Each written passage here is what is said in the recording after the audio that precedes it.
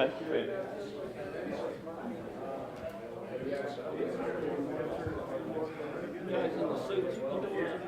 me. I'm Steve Borka. I'm a producer from Orion Multimedia.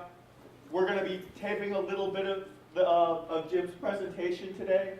If you don't want to be on camera, please sit on this side of it. It's from Mule Deer Foundation. It's for the foundation. It's for the foundation. If you don't want to be on camera, just sit over here. You won't be taped. Anybody over here, you might see yourself on TV.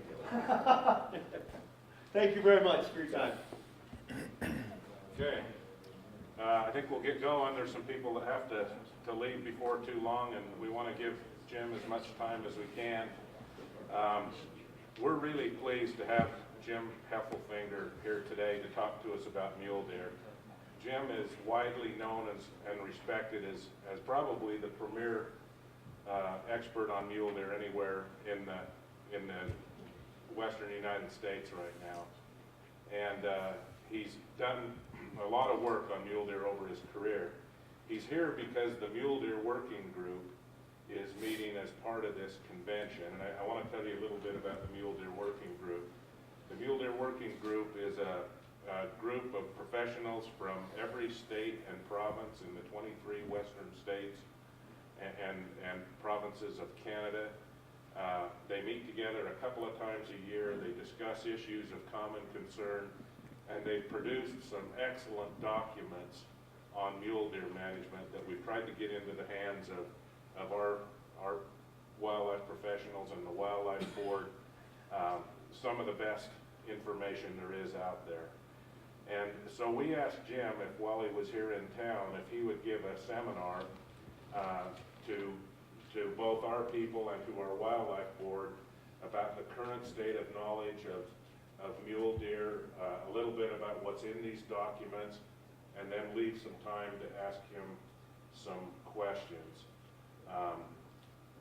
Mule deer are struggling across the range, and we need all the information and all the help we can to do whatever we can for mule deer, and so we felt like this was a real opportunity to have Jim here.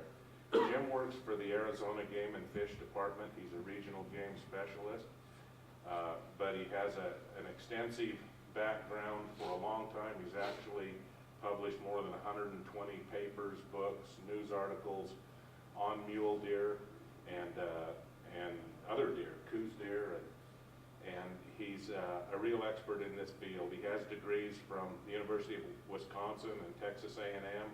He's worked in the private sector, the public sector. He's worked for state government. He's worked for the federal government. So he has a real breadth of experience.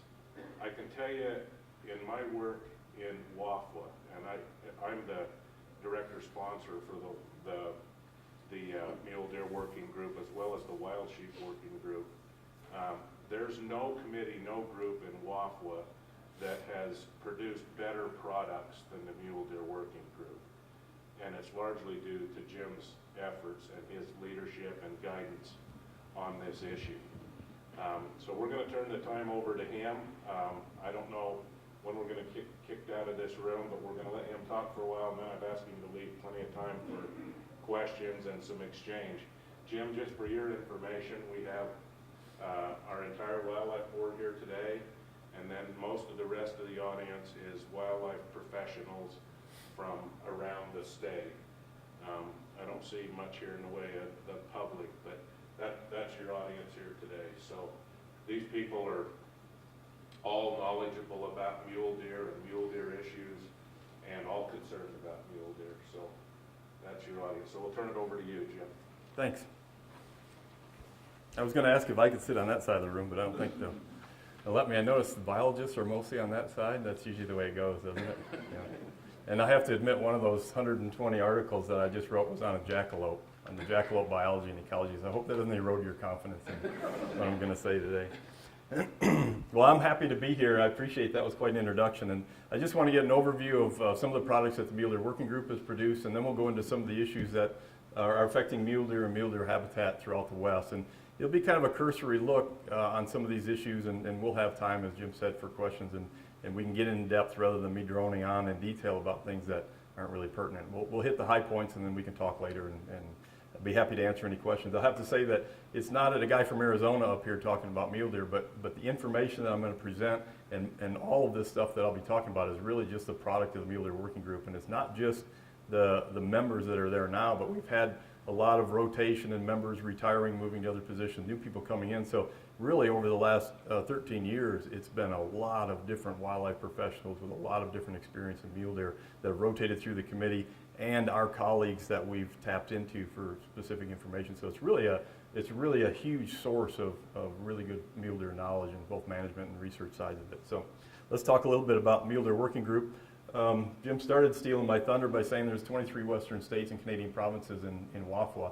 And in 1998, each one of those sent a representative to and assembled this Mule Deer Working Group. So we have a wide geographical berth of people with a lot of different experience. So we get together, we meet at the midsummer WAFWA meeting, and then one other time, which is usually lately in conjunction with this meeting, because a lot of the biologists are here anyway, and it's just more efficient to get them all in one place at the same time. And we've been talking about mule deer issues for a long time. When we got together, we devised a mission statement, and it's just simply to find solutions to some of our common mule deer issues throughout different states and provinces throughout the West, and try to strategize on cooperating to try to solve some of these issues.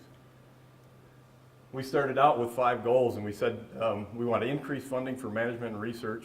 We want to foster a more regional approach rather than a statewide approach to management and research activities. We want to increase communication between biologists and agency administration. We also want to integrate some of the past, there's some really good past research that a lot of the new biologists come on and aren't familiar with. So one of the things we want to do is really incorporate the past research and some of the latest research into documents that could be used by managers on the ground today, and really get that into the mainstream. And then the last one, to provide timely information to Western directors, commissioners, and the public. And so you can see by our goals that were set 13 years ago, it's really pertinent that I'm here. This is exactly what the Mule Deer Working Group was put together to do, to get together and provide information like this. When we first got together back in '98, one of our first meetings, we started brainstorming on what kind of things were impacting mule deer populations throughout the West, and what was most important for determining deer abundance and current population levels. And we came out with a list of 7 items, and each of the representatives were given 3 votes or 3 dots to try to vote on what they thought was the most important in impacting mule deer abundance and mule deer populations today. And the numbers in parentheses are the results of that. And so these are ranked in priority of what Mule Deer Working Group members felt were most important in actually determining deer abundance and deer population fluctuations. And so these are the topics that I'll be talking about through the talk, and we'll come back to this and we'll touch on these different topics here. Another thing the working group said was just a recognition that mule deer and black-tailed deer populations throughout their range, they've got such a wide geographical range, they respond differently in different parts of their range. And so there are very few things that you can say about mule deer throughout their range that are true. For example, if we get a lot of winter precipitation in the southwest deserts, that's a great thing for us. We get a green up, we get a lot of forbs, a lot of nutrition through the winter.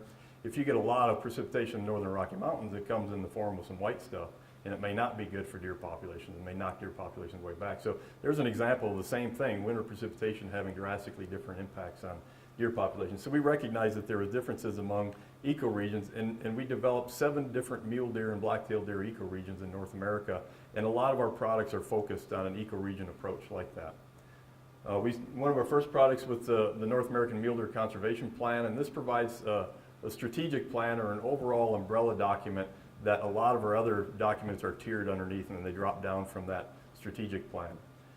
So we not only developed the conservation plan, but we also wrote an MOU and had an MOU signed by the directors of the Fish and Wildlife Service, the Forest Service, BLM, NRCS, and the president of WAFWA and USGS, and all of those directors signed that MOU and said that our agency will do whatever we can to try to implement the strategies and objectives in the North American Mule Deer Conservation Plan. So that's been useful as something we can hold up and say, well, your agency has promised that they were going to implement this conservation plan.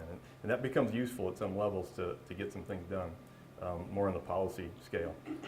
Well, there's a lot of information out there about mule deer that we wanted to pull together, especially for each of those 7 issues that I mentioned up front. And so we wrote a book called Mule Deer Conservation that was published by the Berryman Institute, and it's still sold now for $20 or $25. And that had a chapter for each one of those issues. So there's a whole chapter on deer and elk interactions, a whole chapter on predation, a whole chapter on long-term habitat changes, a chapter on predation. So all of those things, the biologists got together and wrote the state of our knowledge on those topics with scientific citations that go to the original research. And that's been really useful to lay the foundation for a lot of the things that we do. Realizing not everybody wants to read a whole book just to learn on those, a little bit about those issues and a lot of scientific jargon and citations. And so we took that book and we had someone that was not a biologist write what you've probably seen, this blue book that we have out there. And that's a popularized version, easier to read version without all the technical jargon of all of these issues and a few other ones. It's something you can just pick up and read under a shade tree and just get a gist of how this topic is affecting mule deer population. So those we published, about 35,000 of those we printed, and most of the states are out of those. So we've got that information out there to an awful lot of people. The video production that they're doing here is a brand new project that the Mule Deer Working Group is working on, and that is to provide all of that information in a one-hour show that will be on Versus, their outdoor channel, and reach a whole lot of other public that maybe don't want to sit down and read a book. And so the video that they're taking is a part of that, and it'll be yet another product of the Mule Deer Working Group.